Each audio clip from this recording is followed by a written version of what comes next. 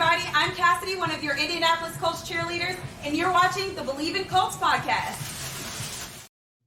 Welcome back to Believe in Colts. I'm Lawrence Owen. With me, as usual, is my guy, Donald Thomas. And today we're going to go over all right, so we're going to go over that final game of the season for the Indianapolis Colts, go over the season itself, just a real quick kind of, look over the past, look at the Colts, see what we think of how the season ended and our thoughts of the season for the Indianapolis Colts. Donald, I know you was upset, but go ahead, give me a couple minutes on the one play that you seriously want to talk about. All right.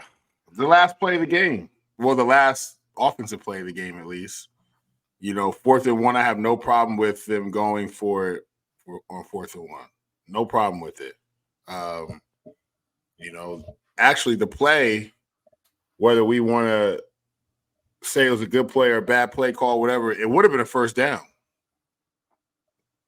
And maybe more, depending upon how that block happened with Michael Pittman out there. Yeah, I mean, maybe more, right? So I'm not disputing the play call. What I'm disputing or what I have a problem with is the decision on who was to get the ball.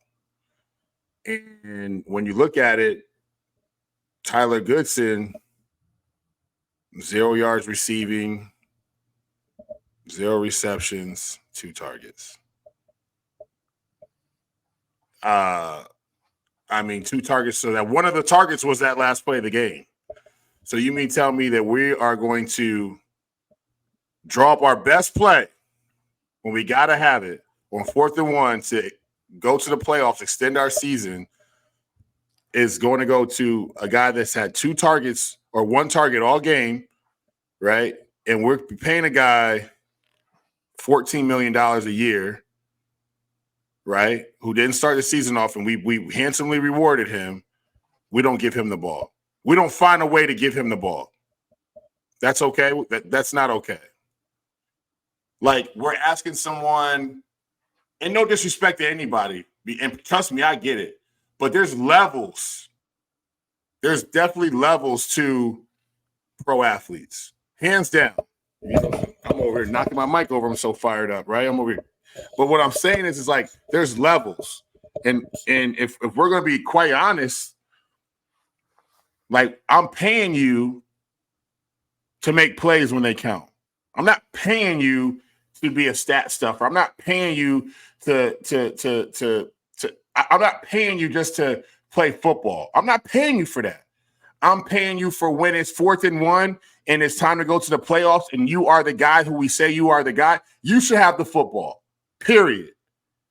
Now, whether it's a pass to him or you hand him the ball, I can live and die with him if he gets the first down, if he doesn't. If he drops the ball, it is what it is. Now we can gripe about why we paying him so much money when it counts. Because this is why we're paying you the money. I'm not paying you the money to be a decoy or not be on the field. And we can argue, is it Tyler's fault or is it Gardner's fault? Well, let's start with the guy who gets the ball first. Let's start with Gardner. Could have been a better throw? 1,000% could have been a better throw.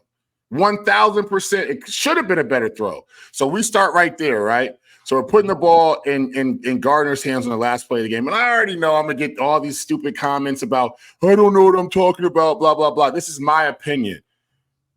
But I guarantee you that there's 85% of people on 56th Street will agree with me, right? So you give Gardner the football, and now he has to make a decision with the football. He doesn't make the best decision with the football. I'm not saying he didn't make the best decision with the football as far as who to throw it to, but how it got there. You got to make the throw. You have got to make that throw. That's number one. You got to make the throw. But number two, Tyler, I'm going to need you to make the catch too. I'm gonna need you to be good because here's the problem. If you make a professional team, that means you can do what 99.9% of the world can't do. And if you dress right, you're even a smaller percentage of what those guys who are on the sideline with shirts and t-shirts with their chains on and eating sunflower seeds can't do. Right? So I need you to make the play. That's all it comes down to. So, yes, Gardner, you got to make the throw. Tyler, you got to make the catch. But excuse my language, because at the end of the day, Jonathan Taylor should have the football. He's the highest paid player on offense. Give him the ball. Give him the ball. I'll let you get on with it in a moment, but I just got to remind everybody that BetOnline is your number one source for all your betting needs. Get the latest odds, lines, and matchup reports for baseball, boxing, golf, NFL, NBA, and more. BetOnline continues to be the fastest and easiest way to place your wagers, including live betting and your favorite casino and card games available to play right from your phone. Head to the website or use your mobile device, sign up today, and get in on the action. Remember, use promo code BELIEVE, that's BLEAV, to receive your 50% welcome bonus on your first deposit. BetOnline, where the game starts. I feel like there's two players that the ball could have went to. I mean, Michael Pittman Jr. has been having one hell of a season. He's a guy that everybody's been leaning on all year as well.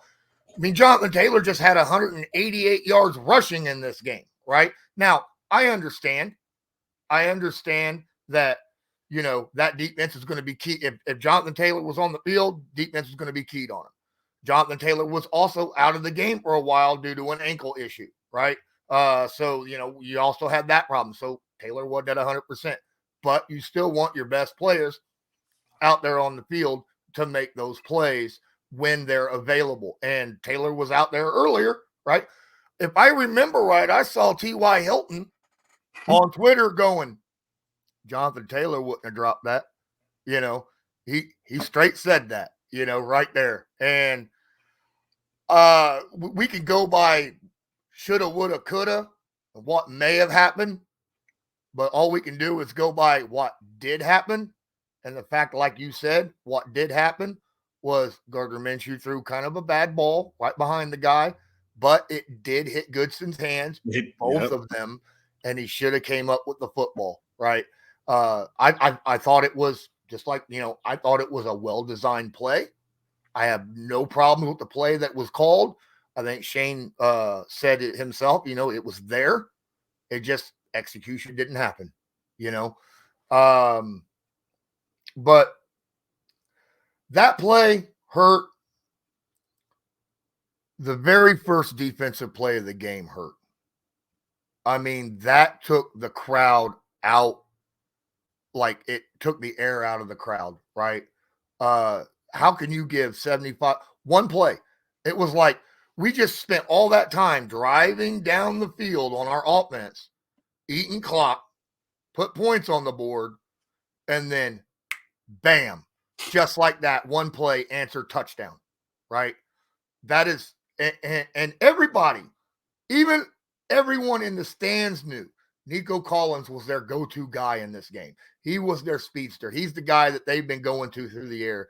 And why in the world was he one-on-one in a zone coverage, mind you, because it was zone from what I saw, you know, and Nick Cross steps up rather than steps back and watches, you know, it was too late. He looked over, he watched the quarterback throws, and then he's like, oh, and then he turns around and he's gone, just gone, right? Made our rookie corner look bad. It deflated the entire game. It was amazing from that point that the Colts even stayed in the game because it felt like the Texans had all the momentum from that point on. The Colts were just trying to stay in it all the way to the end. And credit to them. Credit to the Colts for even being in the spot where they could have won it right there in the final minute of the game, right? And then the bad play happened, you know, that is just bad all the way around. So, but that's how I saw it. Look, Minshew was not pristine at all this game. I mean, he was like 54% completion percentage, and that's saying something. He had some really bad passes, and there was some drops, so it wasn't all on him. I think I counted 4 or 5 drops by players where it hits their hands, right? Should catch the football. A couple of them, there was a little tighter coverage. Some of them, there wasn't. But either way, if it hits your hands, dead on, you should catch the football, right? And you know, the execution of the offense just wasn't there tonight. on Saturday night. We know what you mean, but at the end of the day, when you have to have it, you got to show up. Mm-hmm. And we can pick apart every side of the ball, offense, defense, special teams, but overall, the Colts just didn't have it. Like they just didn't. They didn't.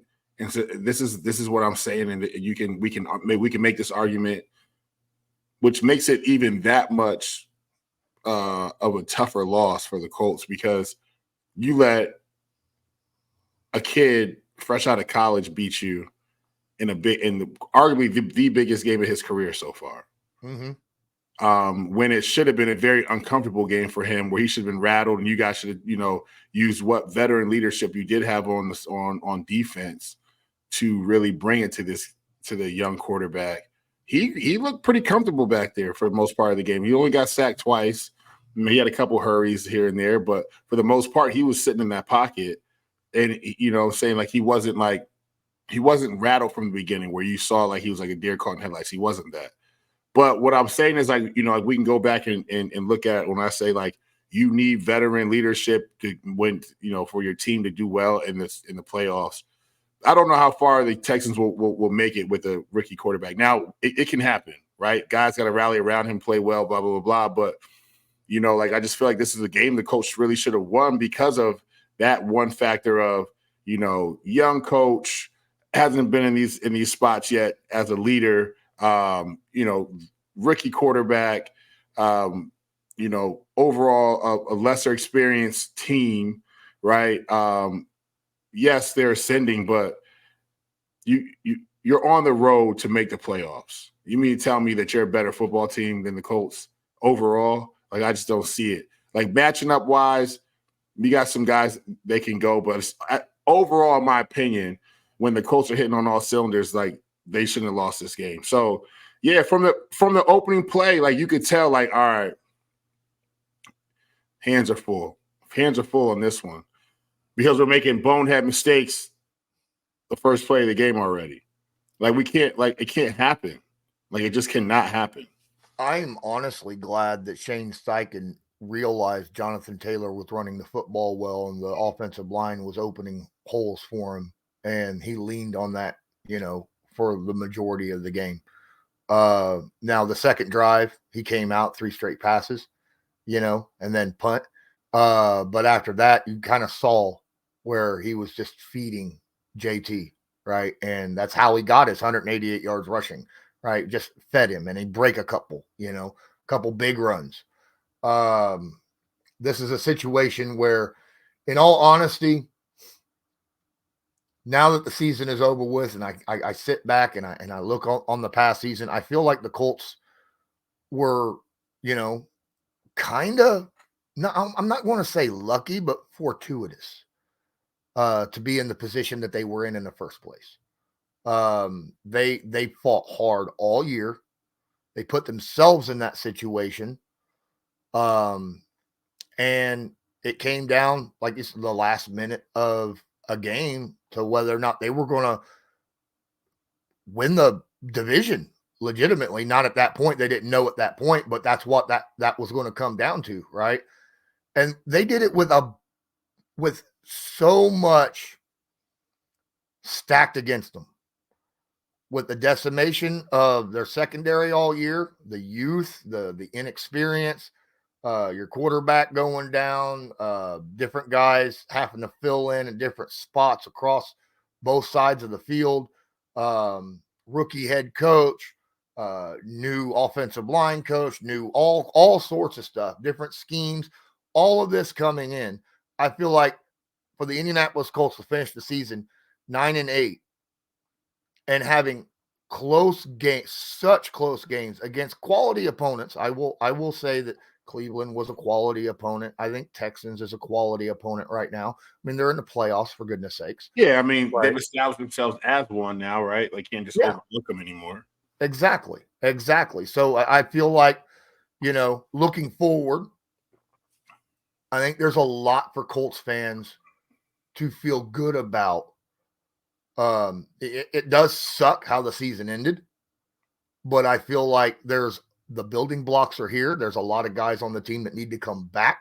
There's some guys that need, the positions that need to be upgraded, right? But at the same time, that foundation I feel like is there, and they're able to build off of that for this upcoming season.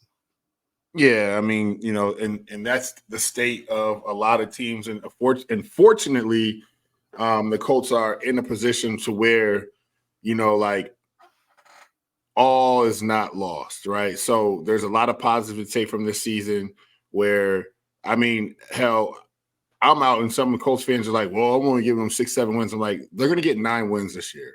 I think I said that at the beginning of the season. Like, they're a 9-win football team, and where they get 9 wins. I had 6 to 9. So yeah. Remember, I said 9. I've always said 9 from the beginning. Mm-hmm. Like, they're going to get 9. They're a 9-win football team. Because I look at the schedule and but whatever. But that's not terrible. Yes, you want to make the playoffs. Yes, you want to win a championship. Yes, all of that. But this is the part of the cycle, right? Like, it's part of the cycle. And if you can end on a good note and take positives from it and know that you're like right there from being a playoff contending team every year, like, all right, well, look, all right, it sucks. We got to watch playoffs without our team in it. But there's definitely room for improvement. And, like, it'll only make this team better. Like, what happens at quarterback? We improve. Hopefully we improve, right? Like, this is next year. Honestly, this is going to be, Anthony Richardson's rookie season for real. Like, you know what I'm saying? Like, he still doesn't have a year under his belt. Yeah, he has a year of film study, year of experience from watching it live and up close, but being in the game is a complete different animal. Like, it just is what it is. So quarterback is questionable. I think we can get better at tight end for sure. We can upgrade a little bit for help Michael Pittman out at receiver. And then defense, like, I think D-line's pretty stout. We can definitely, get 1 or 2 pieces in the secondary and maybe, another linebacker to help out with EJ and just help out the linebacking core. So there is room for improvement. I think we need a perennial return man. Haven't had one in a while. I think that'll help out, with special teams and in the kicking game. Just people don't realize like how important, or people do, but how important field position is. When you can find someone who can really change the landscape with field position and get you 20, 30 yards every punt return, like it's nothing, or get you out to the 40 on average on kickoff returns when it's returnable. Like that's a different, that changes the game. I think that's what the signing of Isaiah McKenzie was supposed to do. Yeah. Kind of, replace the running back that we had traded with Buffalo, Naheem Hines, who was our punt and kick returner. Yeah. Right. And then obviously Isaiah Rodgers, who was suspended for gambling. He was also kick punt returner. So we missed both those guys. I think that's what Isaiah McKenzie was supposed to do. And then next thing you know, he's suspended. Right. So apparently nobody is going to want to be a special teams returner for our team in the near future because they'll be afraid of getting suspended for one reason or another.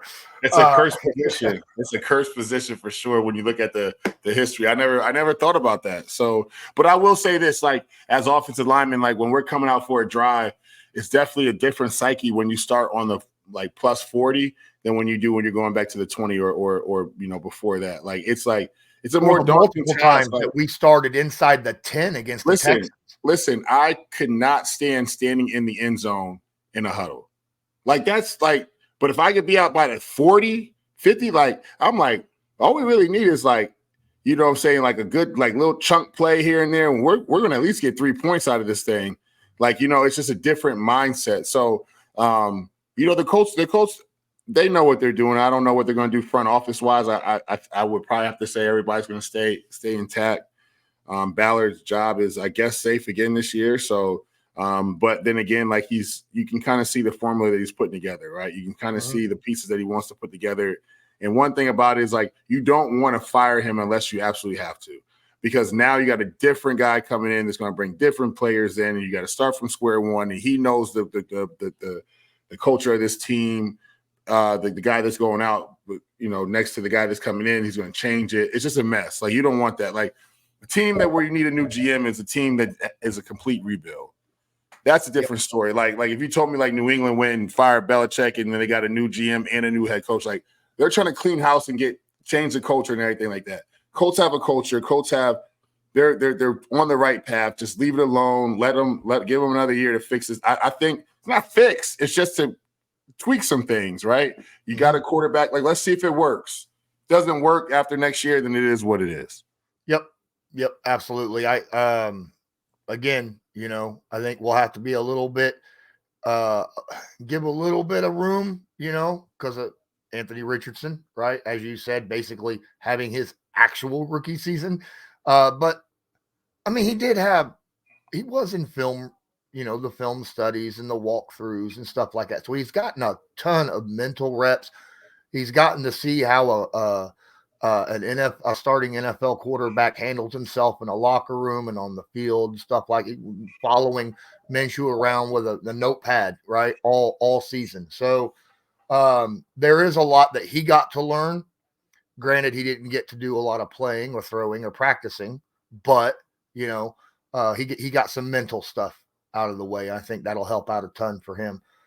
I think that's going to do it for this episode. Donald, any closing words? Colts fans, hang in there. It's going to be all right. It's a work in progress. Next year is next year, and just continue to be supportive, right? Just continue to. I know everyone's opinionated. Trust me, I'm a New York Knicks fan, so shoot. If anyone gets it, I get it more than you guys because we haven't won a championship since I've been alive, and that's almost 40 years. So, it's just it's the NFL. It can go either way. You start off on a high, and you think you're optimistic about rookie quarterback, high draft pick, and then things kind of fall apart, and you still have a season that's still memorable and still you can take positives from. So. Look at the silver lining in it all, and just look at we are ahead of where we were slated to be once Anthony Richardson went down. So, till next year, man, with that, rebuild and come back stronger. Absolutely. Well, I think that's going to do it for us. I'm Lawrence Owen. That's Donald Thomas. This was Believe in Colts, brought to you by Bet Online, and as usual, go Colts. Go Colts, baby. Do you believe?